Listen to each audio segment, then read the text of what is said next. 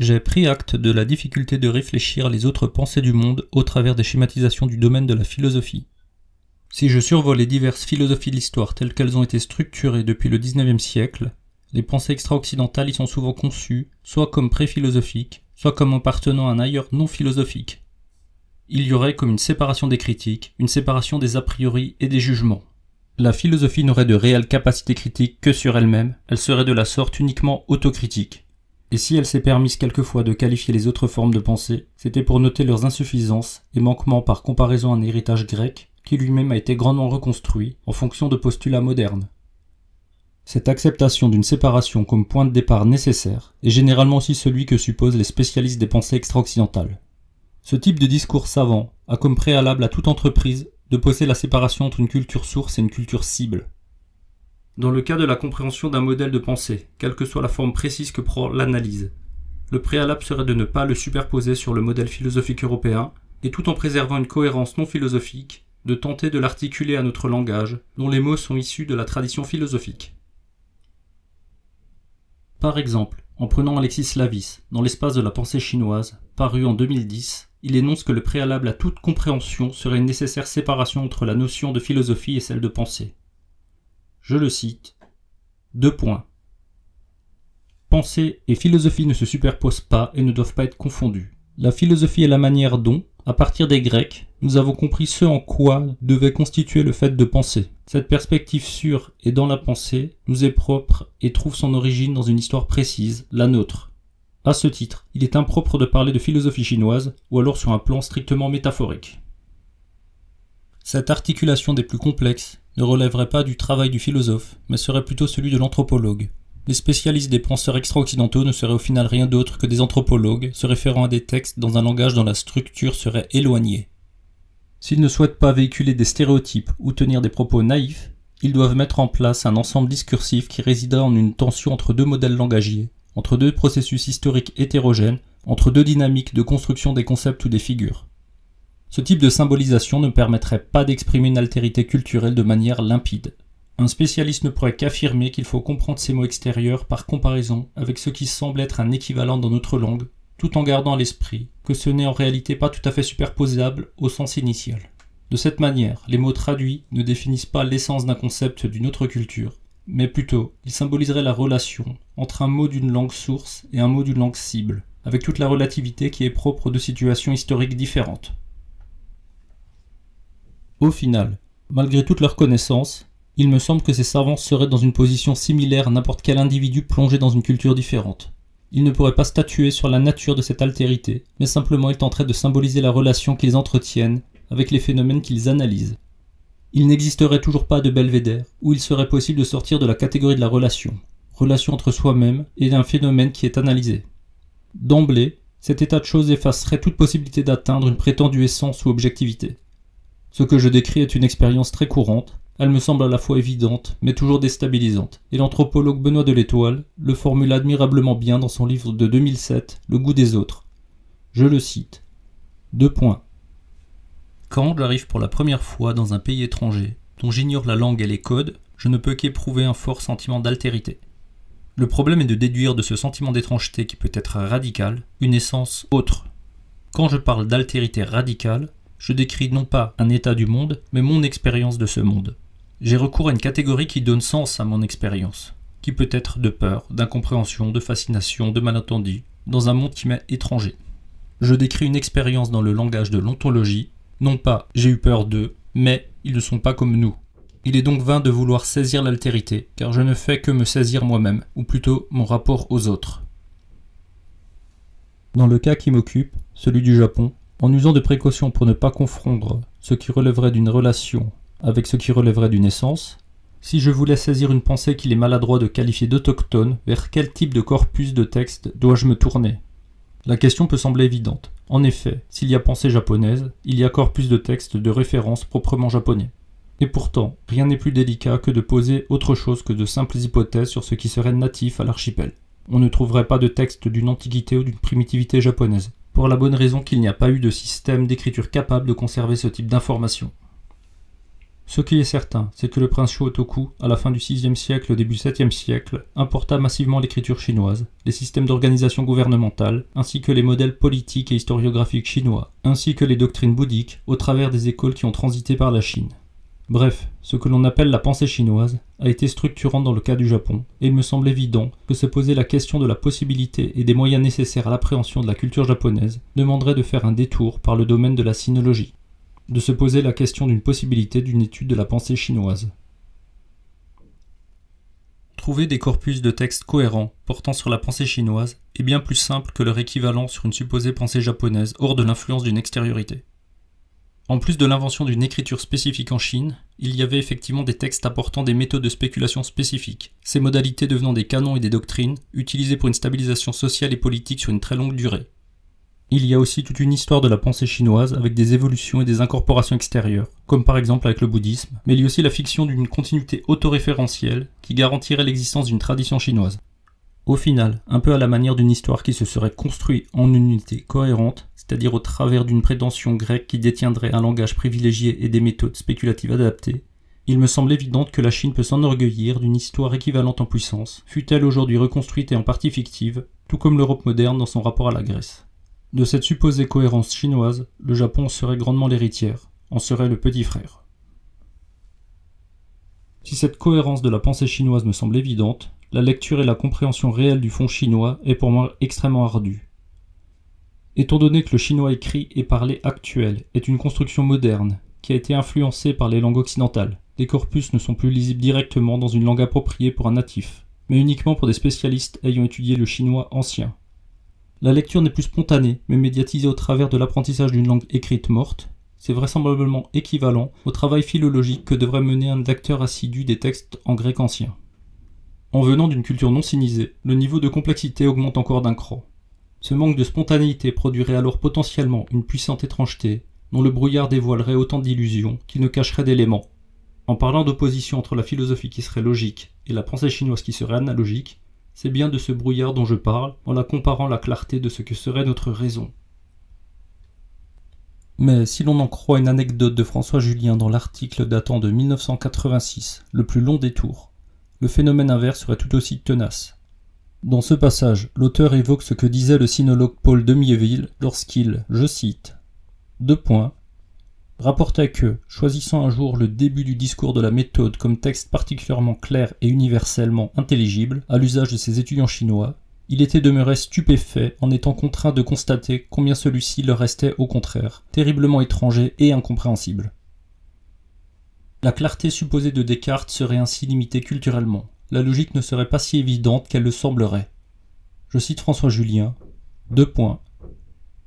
Notre logique, si logique il y a, n'est autre que la logique de notre propre filiation. Je trouve ce petit article de François Julien passionnant. Il pose en une courte synthèse les difficultés que rencontre le non-chinois se lançant dans la discipline de la sinologie. Il me semble être un bon préalable pour saisir les difficultés de l'appréhension d'une pensée réputée séparée, en l'occurrence la Chine, et certains des effets secondaires en découlant. Tout d'abord, le premier point serait le manque de cadre commun d'interprétation. Les deux pensées étant fortement différentes, à moins d'imposer son propre cadre mental comme norme absolue, il n'y aurait pas de transposition sans déformation d'un cadre à l'autre. Je cite Julien, : Or, point de hall commun où, ces diverses cultures pourraient dialoguer dans un idiome commun pour décliner, l'une vis-à-vis de l'autre, l'identité de leur destin propre. Ce que Foucault appelait précisément avoir perdu le commun du lieu et du nom. Dès lors, je ne peux être que démuni. Ce manque de mots communs, de références communes, de lieux communs, touche des notions pouvant me paraître inhérentes au langage que partagerait tout être humain. Cette prise de conscience de la non-existence de base communément partagée est si déstabilisante que souvent cette question me semble minorée ou évacuée. Ainsi, je cite encore cet article de François Julien, : On renonce le plus souvent à mesurer tout le champ d'incidence que peut provoquer un tel écart. Ainsi, le simple fait que la langue chinoise classique n'est pas possédée de verbe être, alors que toute l'activité philosophique de l'Occident, et à cet égard il s'agit bien d'une tradition, de Platon à Heidegger, s'est conçue d'abord comme une spéculation sur l'être. Ce manque de points communs entre les deux cadres de pensée, celle d'un héritage grec et celle de l'ancienne Chine, amènerait une contrainte difficilement dépassable, l'impossibilité pour le sinologue occidental d'atteindre la même compréhension que le sinologue chinois, concernant la lecture des textes anciens. D'une certaine manière, le premier vient de trop loin, linguistiquement et historiquement parlant. À la question de la capacité de la sinologie occidentale de dépasser ce fossé culturel, François Julien répond de la sorte, je le cite. 2 points. La sinologie peut-elle être en mesure de répondre à une telle exigence théorique ? Non, bien sûr, si on conçoit la sinologie occidentale comme un double de la sinologie chinoise, se conformant à la perception que les Chinois ont acquise progressivement de leur propre culture. Le travail du sinologue occidental est de facto piégé par le langage et par la traduction. Sauf naïveté ou volonté de domination, il ne peut sérieusement prétendre un discours vrai sur son sujet. Il ne peut avoir la prétention qui est souvent celle de l'historien de la philosophie, qui s'exprimerait dans un langage autoréférencé et dont le sens vrai des énoncés porterait sur les phénomènes. Au mieux, le sinologue peut prétendre à une sorte d'anthropologie qui amènerait suffisamment de compréhension du contexte, de description des habitudes du milieu et de la période où émergent les textes, de détails sur l'étymologie des mots, pour pouvoir se représenter une certaine signification juste mais limitée, sans commettre l'erreur de contresens spontané. Cela ressemble à un travail d'équilibriste, de tension entre deux bornes qui rejoue la relation ambiguë de deux langues ne se traduisant pas totalement. Je cite encore François Julien. 2 points. D'une part, il va de soi que le sinologue occidental doit toujours, à un moment de son enquête, chercher à éprouver de plus près, de la façon la plus intime, l'expérience même de la civilisation chinoise. D'autre part, il est impossible qu'il puisse faire abstraction de son contexte culturel de départ, ne serait-ce qu'au travers de cette opération minimale, mais la moins ingénue qui soit, la traduction. Cette réalité de la traduction produirait un double effet dans le domaine de la sinologie. Tout d'abord, l'étude de textes dans une logique différente aurait pour premier effet de faire émerger la factualité de mes propres habitudes. Ma culture étant construite de toutes pièces, ma spontanéité serait en réalité une invention limitée dont nous avons collectivement perdu la conscience de sa factualité. La logique et la philosophie ne seraient que des formes anthropologiques parmi beaucoup d'autres. Pour prendre la formulation du sinologue Joël Thoraval dans un article datant de 1992, je le cite. 2 points. Le discours philologique n'est pas traité autrement que s'il était simplement le mythe singulier de la tribu européenne. Cette mise à distance, cette médiation au travers d'une logique inhérente à une langue différente, me rend plus à même de voir ce que la majorité dominante suppose comme évidente de sa propre identité. Je cite François Julien, 2 points. C'est un lieu commun que de reconnaître que ce n'est qu'au contact de l'altérité que se perçoit l'identité. À la Chine donc de circonscrire enfin du dehors toutes les fusions qui est la nôtre, et de nous servir de référence externe dans la découverte de nos propres logiques. En tant qu'Européen, je partage un ensemble de références et il m'est délicat de saisir qu'elles me sont limitées culturellement. L'exportation de valeurs, pour parler gentiment, mais je pourrais aussi utiliser les mots de domination, d'impérialisme, a produit une diffusion mondiale de certaines pensées qui sembleraient issues d'une spontanéité humaine.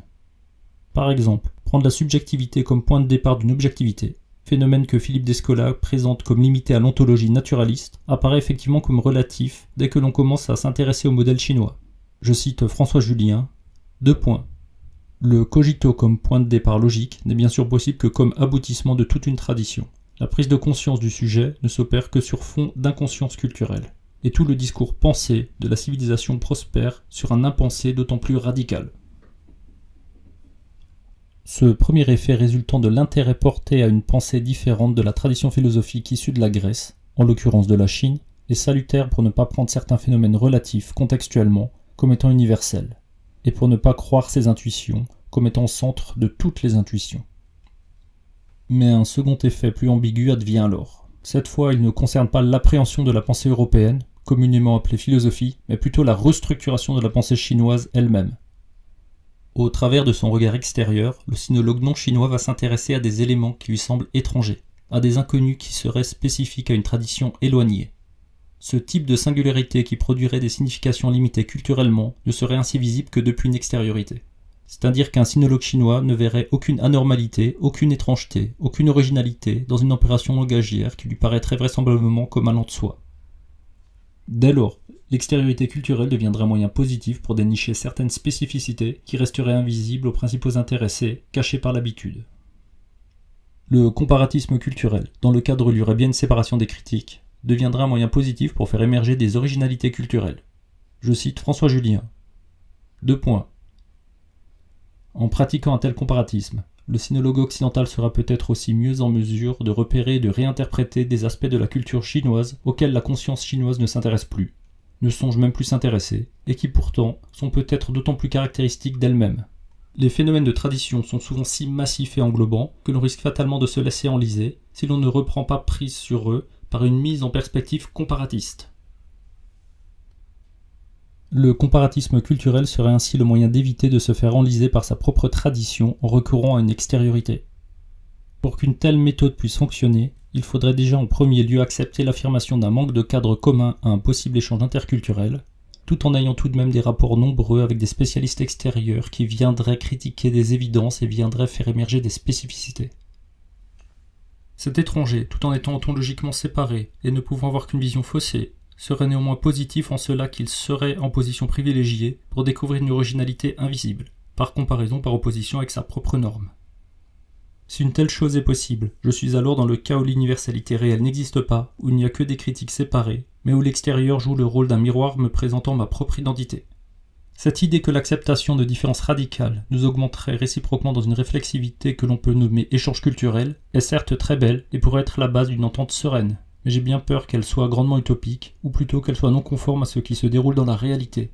En effet, le point de départ de ce genre d'échange culturel idéal ne pourrait avoir lieu que dans une égalité entre les différentes parties, mais souvent le terrain de la relation ne m'apparaît pas neutre. Il y a eu une longue histoire des échanges et des relations entre les différents ensembles. Elle influence nécessairement le regard des uns sur les autres.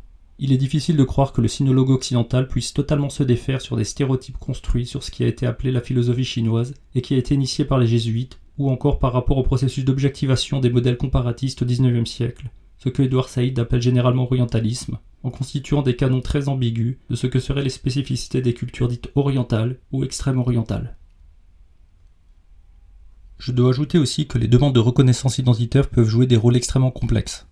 En effet, suite à l'écroulement du modèle de la Chine ancienne, à la fin du XIXe et au début du XXe siècle, et suite à son entrée dans la logique des États-nations avec des institutions importées d'Europe, il y a eu une demande d'une réévaluation identitaire en Chine.